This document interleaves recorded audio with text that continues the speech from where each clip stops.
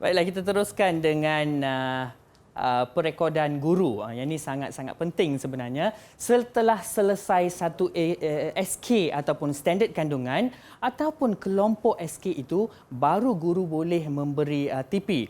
Dan sebelum itu, cikgu, perekodan guru ini macam mana kita boleh buat, cikgu?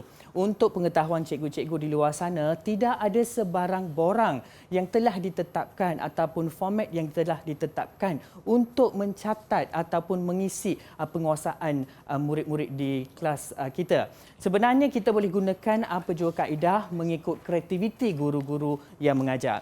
Contohnya RPH juga boleh dijadikan salah satu platform untuk kita untuk mencatat, cikgu. Contohnya di bahagian refleksi.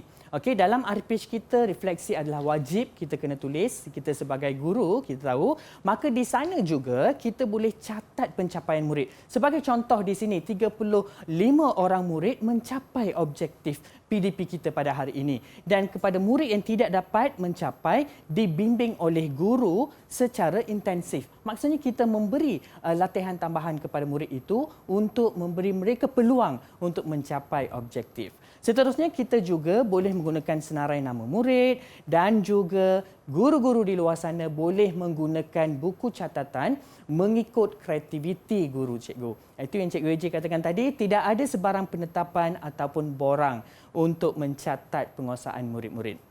Baiklah, seterusnya kalau kita tengok penetapan tahap penguasaan bagi murid-murid dalam sesuatu tajuk setelah selesai satu kelompok, di mana pertama objektif, cikgu. Okey, dan juga aktiviti.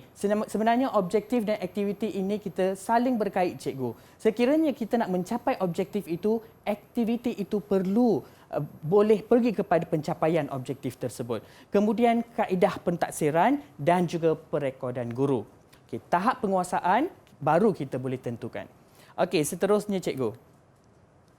Template pelaporan PBD panduan. Kalau kita tengok, yang ni memang semua guru-guru di luar sana dah tahu, dah tengok selalu, cikgu, yang kita boleh ambil daripada portal rasmi BPK bahagian pembangunan kurikulum.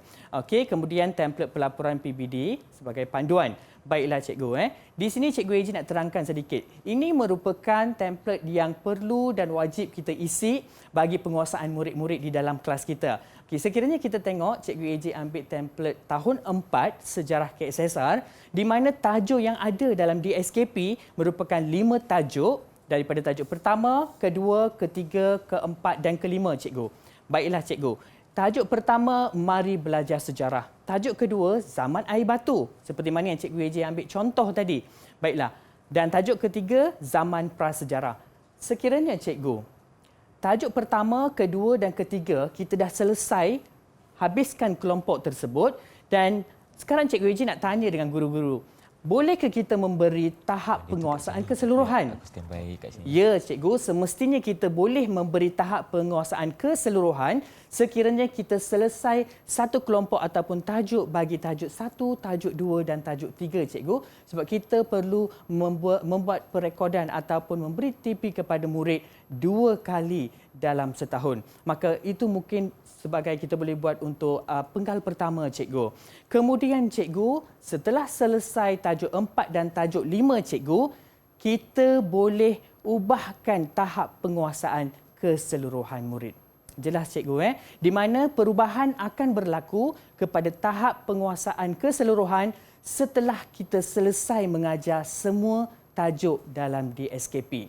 Lagi satu, cikgu, maklumat yang sangat penting dan ramai guru-guru di luar sana tertanya-tanya, cikgu. Sekiranya apabila kita selesai mengajar 5 tajuk dan kita dah ada perubahan dalam tahap penguasaan, bolehkah saya membuat perubahan TP pada tajuk pertama? Ya, cikgu. Boleh berlaku perubahan, tetapi kita tidak boleh mengurangkan TP. Sebagai contoh di sini, diberi bagi tajuk pertama, diberi TP 3. Kita boleh naikkan kepada TP 4 ataupun TP 5, cikgu. Dan kita tidak boleh kurangkan TP kepada TP 1. Jelas, cikgu, Perubahan hanya berlaku pada tahap penguasaan keseluruhan, di mana boleh meningkat dan boleh menurun. Rasanya Cikgu AJ memberi penjelasan yang jelas kepada guru-guru di luar sana. Okey, seterusnya cikgu, template pelaporan PBD laporan murid. Okey, kalau cikgu-cikgu biasa dah tengok sebenarnya template ini di mana kita nampak apakah TP3, apakah TP5 murid. Dan ini merupakan laporan murid yang biasa kita jumpa. Seterusnya cikgu, template pelaporan PBD, laporan mata pelajaran bagi sejarah. Okey, dan apa yang perlu dan apa yang tidak boleh dilakukan semasa pemberian TP, cikgu. Baiklah cikgu, habiskan kelompok SK atau tajuk sebelum menetapkan TP, cikgu. Seperti mana yang cikgu AJ dah ulang tadi, di mana kita perlu memastikan satu kelompok itu kita dah ajar, cikgu. Baru kita boleh beri tahap penguasaan. Kemudian perancangan PDP dan PBD perlu dilaksanakan sebelum mengajar, cikgu.